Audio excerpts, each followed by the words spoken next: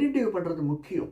இப்போ ஒரு ஸ்கூலோ காலேஜோ அல்லது கவர்மெண்ட் ஆஃபீஸோ போகிறோன்னா எந்த டிபார்ட்மெண்ட் நமக்கு போனால் நமக்கு வேலை முடியும் அது முதல்ல தெரிஞ்சுக்கணும்னா எந்த கிளார்க்கு பார்க்கணும். E1 E2 அவருக்கு என்ன வேணும், அவர் இந்த டீட்டெயில்ஸ் கேட்குறார், அதை கொடுத்துக்கணும்.